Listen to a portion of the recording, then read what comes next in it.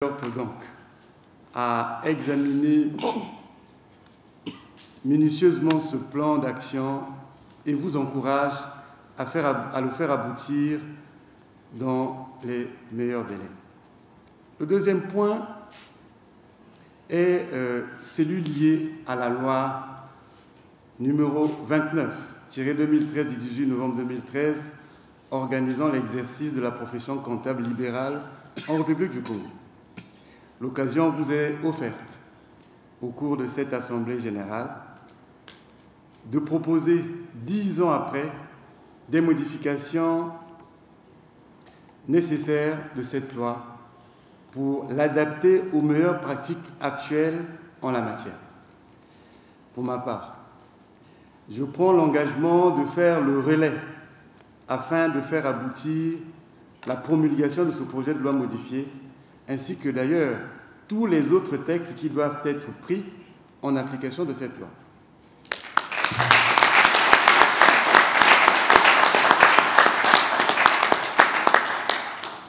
Parmi ces autres textes, il y a lieu d'accélérer particulièrement le projet de décret définissant la procédure d'inscription et la composition des dossiers de demande d'inscription au tableau de l'ordre.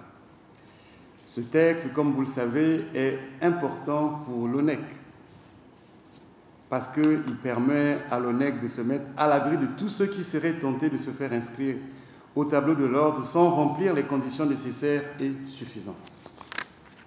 Mesdames et messieurs les experts comptables, en dernier lieu, j'aimerais attirer votre attention sur le code de déontologie.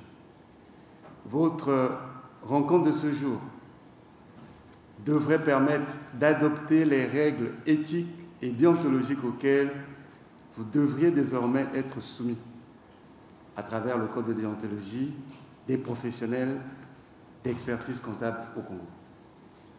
Il est plus qu'important, dans un ordre comme le vôtre, de faire observer les éléments d'éthique professionnelle et notamment les principes de base que vous connaissez tous, à savoir l'intégrité et l'objectivité de l'expert comptable, sa compétence et son comportement professionnel, la confidentialité dans l'exercice de ses fonctions.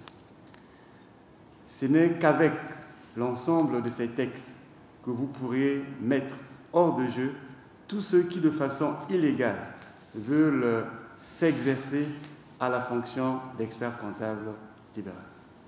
Mesdames et messieurs les experts comptables, voilà quelques sujets que je tenais à porter dans mon message de ce jour. Je vous souhaite donc de fructueux échanges et une belle Assemblée générale. Je vous remercie.